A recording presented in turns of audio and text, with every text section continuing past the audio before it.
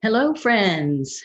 I wanted to talk to you today about a word that I would say is the word of the year for 2020, and that word is pivot.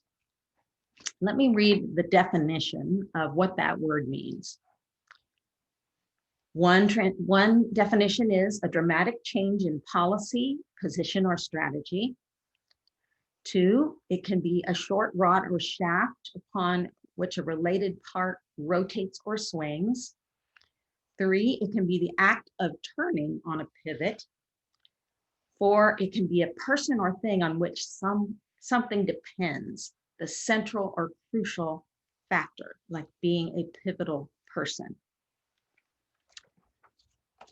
And it's a fact that this has been a year that we have all been required to pivot like no other time in our life. Businesses, schools, churches, families, all kinds of things, stores, your social habits, all of these things have been greatly affected by COVID-19. And our ability to quickly adapt and pivot and change, land on our feet is really crucial in this time. Some years ago, the Lord spoke something to me that I've never forgotten. He said, change is inevitable, progress is optional. And I've never forgotten it. When change happens, there's an initial shock, and the quicker we can get over that, the better. And after the shock, I always get to the place where I'm like, okay, how do I make progress? How can I move forward and let this be an opportunity for change that is going to lead to progress?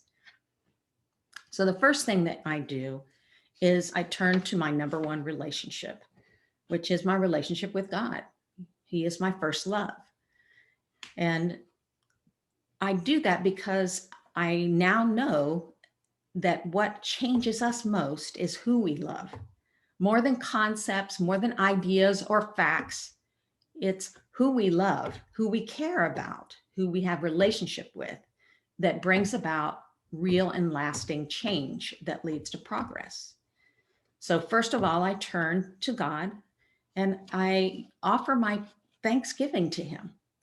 And this practice is called interactive gratitude. I offer thanksgiving to him. And usually I say, Lord, I thank you that you're with me right now in this moment where something is happening that I don't know how to handle. I am so glad that you are at peace. You are the Prince of Peace and that you've got this. And I know from many years of experience that he's there with me, but I also in that moment become aware that he is with me right now. And the greatest reason for that awareness is that he will respond to me when I offer that gratitude. I wait for a moment after I say thanks to him and I wait for him to respond. Just as you would respond when you're talking to another person and thanking them for something. And they would say, you're welcome. Well, the Lord will also respond to us. And when he speaks back to us in response to our gratitude, there's peace that passes understanding that comes over our souls and that gives us a place of stability, a ground on which to stand when something is not quite stable. So that's the number one relationship that I turn to. And secondarily, I turn to my friends whom I trust and have a history with, because they may have wisdom that I don't have that they can share with me. And I may have some that I can give them. And so it's the content in the context of relationship that we make those changes that lead to progress. Now, I've been thinking about the holidays and how we've never been through a year like this. We are in the middle of a pandemic, COVID-19 this year, and it's going to affect a lot of different things. And being prepared to be resilient around the holidays, to be able to pivot according to what different relationships will need and different changes. We don't know what's going to happen. And so I I have created a masterclass, a holiday resilience masterclass that I'm going to host on Monday, November 30th at 7 p.m. Central on Zoom, and again on December 7th, 7 p.m. on Zoom in Central Time.